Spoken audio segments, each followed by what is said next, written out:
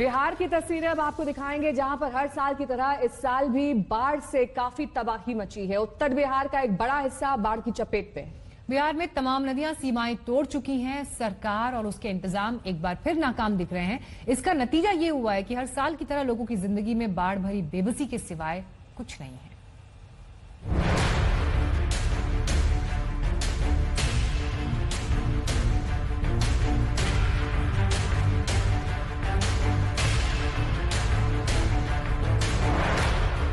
सैलाब में सिमटी त्रासदी का नाम बन गया है बिहार। आज तक की टीम जब पूर्वी चंपारण के इन गांवों में नाव से पहुंची तो बाढ़ की विभीषिका से सामना हुआ। बाढ़ का पानी कब तक उतरेगा पता नहीं, तब तक सांप बिच्छू जैसे जहरीले जानवरों का खतरा है, तो साथ ही पानी जम जाने से बीमारी पनपने का भी डर है। बिहार में बाढ़ एक मौसम की तरह आता है। लोगों को मालूम है जब बारिश ज्यादा शुरू हो जाएगी तो नदियां उफनते हुए उनके घरों को लीलने की कोशिश में आगे बढ़ते रहेंगी।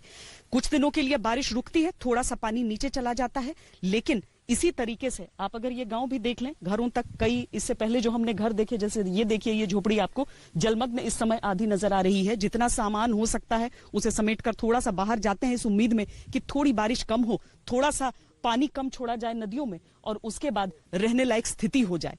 लेकिन हर बार की वही कहानी, इस बार की तस्वीरें ये। बस ऐसे ही जैसे गुजर काटना होता है, 6 हम लोग को 10-11 दिन तो ऐसे ही कटना पड़ता है। और नॉर्मली देखिए तो हम लोग मतलब जुलाई, अगस्त और सितंबर 3 महीना तो ऐसे ही कटता है हम लोग का। कोई सरकार के यहाँ से कोई कुछ हम लोग को मिलती नहीं है। बहुत दिक्कत चूल चौकी बर बिछवना के कोनो साधन नहीं के।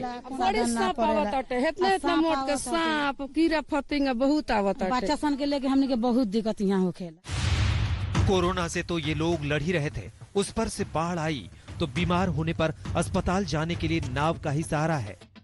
पीने का साफ पानी भी मयस्सर नहीं है। फिलहाल में दूध डिलीवरी हुआ है हमारे गांव में। आधी रात को हम लोग छोटे नाव से ले जाकर मतलब उसका डिलीवरी करवाए हैं। कितने महीने से नल जल व्यवस्था वैसे ही ठप है, सिर्फ नाम के लिए नल जल है, लेकिन शुद्ध पानी हम लोग को पीने को नहीं मिलता है। जो भी बाढ़ आता है न यहाँ ब्लॉक से हम लोग को कोई मदद मिलता है, न मुखिया द्वारा कोई मिलता है, कहीं से हम लोग कोई साधन नहीं मिलता है। छोटी सी उम्मीद है, छोटी सी ख्वाहिश है कि जिंदगी कम से कम सामान्य तो चल पाए। ये मांगना कुछ ज्यादा तो नहीं है। बाढ़ग्रस्त इलाकों में हालात अगर हर साल यही रहेंगे तो फिर सरकारें आखिर हैं ही क्यों? गंडक गोपालगंज में तबाही ले आई। जब पक्के मकान डूब गए तो झोपड़ियों की क्या औकात। जिंदगी पानी के रहमो करम पर गुजर रही है। सदर और मांझागढ़ प्रखंड के कई गांवों में लोग पीने के पानी और दवा को तरस रहे हैं। बाढ़ आया तो खगड़िया के किसानों की मेहनत पानी में बह गया। खून पसीने की कमाई आंखों के सामने डूबने लगी। धान और मूंग की फसल जलमग्न हो गई। कोसी ने सब कुछ चौपट कर दिया। जहाँ पानी वो काफी तेजी से प्रवेश कर गया और धान वगैरह का फसल चौपट हो गई है। मकई का जो 25% 30% खेत में लगा हुआ था वह भी बर्बाद होने के कगार पर है। बस सैलाब से बिहार के 8 जिलों में फिलहाल तबाही मची है। दरभंगा, खगड़िया, सीतामढ़ी, मुंगेर, छपरा, मधुबनी, मधेपुरा और मुजफ्फरपुर में सब कुछ डूबा डूबा है। बाढ़ के पानी से दरभंगा का कुशेश्वर स्थान का इलाका समंदर बन गया। नेपाल में भारी बारिश की वजह से दरभंगा में बागमती नदी उफान पर है। वहीं कमला बलान नदी भी कम रौद्र रूप में नहीं है। मानसून आते ही बिहार की नदियां अपनी सीमाएं भूल जाती हैं, क्योंकि इनको सीमा में रखने के लिए प्रशासन का इंतजाम कभी होता ही नहीं है। इसी मुजफ्फरपुर की एक तस्वीर ये भी देख लीजिए। बाढ़ के इस पानी की वजह से आप देख सकते हैं यहाँ पर। और बिहार में मूसलाधार बारिश से जगह जगह सड़कें भी ध्वस्त हो गई हैं। सहरसा और सुपौल को जोड़ने वाली सड़क टूट गई है। सड़क टूटने से आसपास के इलाके कैसे मुश्किल में फंसे हैं, ये बता रहे हैं आज तक संवाददाता रोहित कुमार। जगह पर मैं खड़ा हूँ, ये कोई झील या तालाब नहीं है, बल्कि ये एक सड़क है जिसकी बाढ़ और बरसात से ऐसी हालत हो गई है। ये सुपौल जिले को सहरसा से जोड़ने वाला सड़क है और इस सड़क की आप हालत देखिए, जो लगातार बाढ़ और बरसात के हालात पैदा हुए हैं उसके बाद ये मुख्य सड़क मार्ग जो है वो पूरी तरीके से लगता है गड्ढे में तब्दील हो चुका है। 1.5 से 2 फीट तक जो है वो गड्ढा आपको यहाँ दिख सकता है। और गाड़ियाँ देखिए, ये तस्वीरें बयां कर रही है कि किस तरीके से जो ये सड़क है किस घटिया तरीके से बनाई गई है कि बाढ़ और बरसात में ये हालात हो गए हैं। रिपेयर के लिए भी कोई आ नहीं रहा है और हालात इतने बुरे हो गए हैं कि लोग बताते हैं, स्थानीय लोग, कि रोजाना यहाँ 10 से 20 एक्सीडेंट्स भी होते हैं और इसके बावजूद भी सरकार की नींद नहीं खुल रही है। हालात तकरीबन 4 से 5 किलोमीटर तक जो है इसी तरीके से सड़कों में जो इस तरीके से बड़े बड़े गड्ढे हो गए हैं, जिससे कि कई घटनाएं यहाँ पर लगातार हो रही हैं और सवाल उठता है कि आखिर सरकार इन रोडों को बना क्यों नहीं रही है जहां पर लगातार ऐसी घटनाएं हो रही हैं। कैमरा पर्सन दीपक कुमार और धीरज सिंह के साथ रोहित सिंह, सहरसा आज तक। पहाड़ों पर मूसलाधार बारिश हो रही है जो मुसीबत का सबब बन गई है। देहरादून में बादल फटने से वहां पर तबाही की तस्वीरें सामने आई। देहरादून के करीब नेशनल हाईवे पर बादल फटा तो उसकी चपेट में पहाड़ का एक हिस्सा आ गया और फिर आसपास सिर्फ और सिर्फ तबाही का मंजर।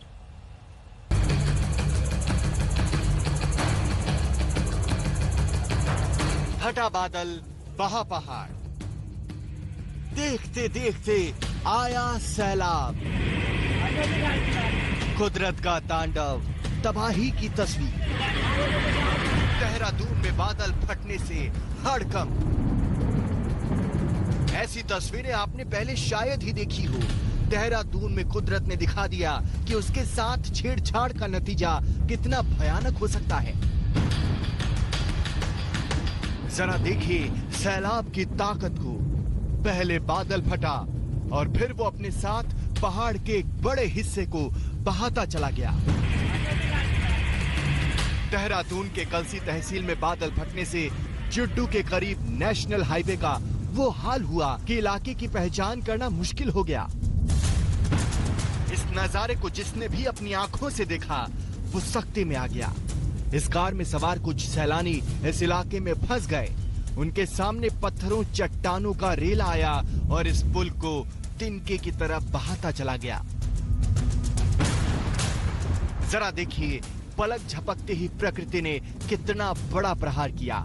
अगर ये सैलानी सतर्क न होते तो इनकी क्या हालत होती, ये सोचकर ही रूह कांप जाती है। ये तस्वीरें हमें सावधान करती हैं। अगर हमने पहाड़ों पर अंधाधुंध कटाई की, अपने जंगलों को नहीं बचाया, तो कुदरत के ऐसे कहर हमें झेलने ही होंगे। दिलीप सिंह राठौर, देहरादून, आज तक। असम में भी बाढ़ से यही हाल है। ब्रह्मपुत्र नदी इस वक्त उफान पर है, विकराल रूप धारण कर चुकी है। वहीं असम के करीब 1 दर्जन जिले बुरी तरह से बाढ़ की चपेट में हैं। आज तक संवाददाता आशुतोष मिश्रा असम के बाढ़ प्रभावित जिलों में गए और लोगों की मुश्किलों और बेबसी को कैमरे में कैद किया।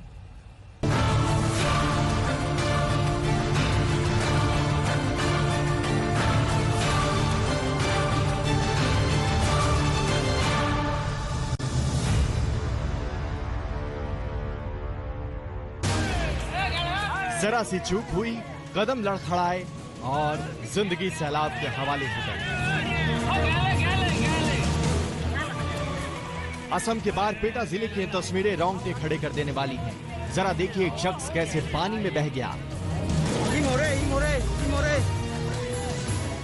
मौके पर मौजूद दूसरे शख्स ने हिम्मत दिखाई और सैलाब से लड़कर जिंदगी बचाने में कामयाब हुआ।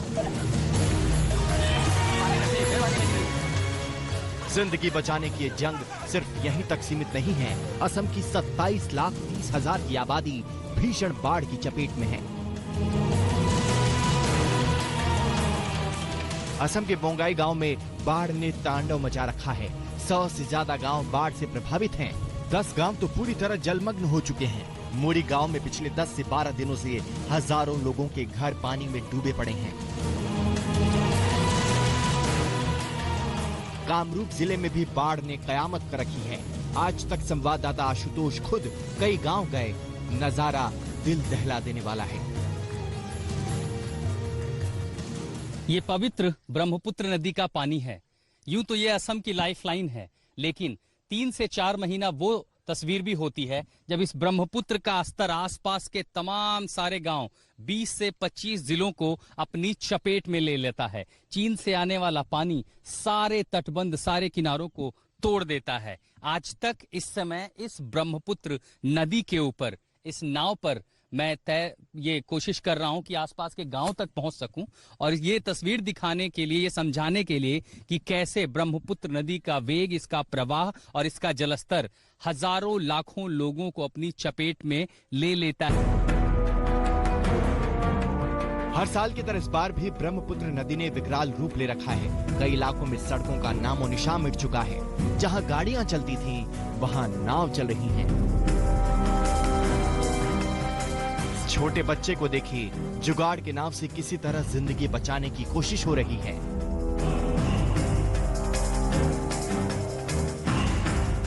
बाढ़ की मार निरीह जानवरों पर पड़ी है। काजीरंगा नेशनल पार्क से जानवर रिहायशी इलाकों की तरफ निकल रहे हैं। हाथियों का ये झुंड जान बचाने पास के इलाके में निकल आया।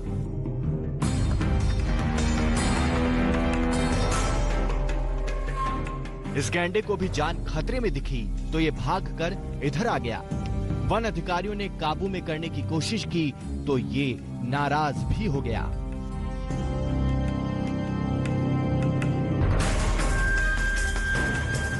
असम के मुख्यमंत्री सर्बानंद सोनोवाल बाढ़ प्रभावित इलाकों का मुआयना कर रही हैं, लेकिन बाढ़ की विभीषिका इतनी बड़ी है कि इससे बच पाना बेहद मुश्किल हो रहा है।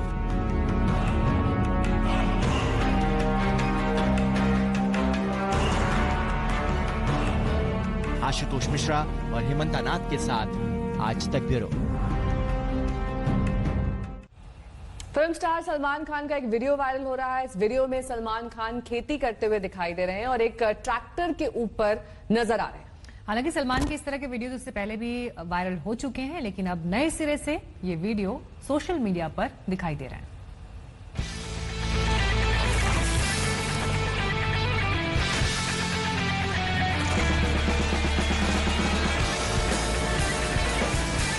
सलमान खान का नया अवतार। कोरोना काल में दबंग भाईजान बन गए किसान। सलमान खान ने थामा ट्रैक्टर का स्टीयरिंग। कोरोना काल ने सलमान का अंदाज बदल दिया है। बॉलीवुड के शोर शराबे से दूर सलमान खान खेती करने में लगे हैं। ये सलमान खान के फार्म हाउस की तस्वीरें हैं जो कि पनवेल में हैं। सलमान खान इन दिनों इसी फार्म हाउस में हैं। इन दिनों न शूटिंग की झंझट है और न कोई और काम। सलमान खान इस खाली वक्त का यूं इस्तेमाल कर रहे हैं। अपने फार्म हाउस में समय बिता रहे सलमान खान ने खेती करते हुए वीडियो ट्विटर पर साझा किया है। वीडियो में सलमान ट्रैक्टर चलाते और खेत जोतते हुए दिखाई दे रहे हैं। इन दिनों सलमान खान को खेती करने का शौक चढ़ा है। पिछले कई दिनों से वो खेत पर काम करते हुए अपनी तस्वीरें साझा कर रहे थे। भारी बारिश के बीच सलमान का ये वीडियो शूट किया गया है। वीडियो साझा करते हुए सलमान ने लिखा है फार्मिंग। सलमान के इस नए अंदाज की सोशल मीडिया में भी खूब चर्चा है। तारीफ हो रही है तो तंज भी कसे जा रही हैं। लेकिन सलमान तो अपने शौक में रमे हैं। आज तक ब्यूरो। एक छोटे से ब्रेक ले रुकेंगे, देखते रहिए आज तक।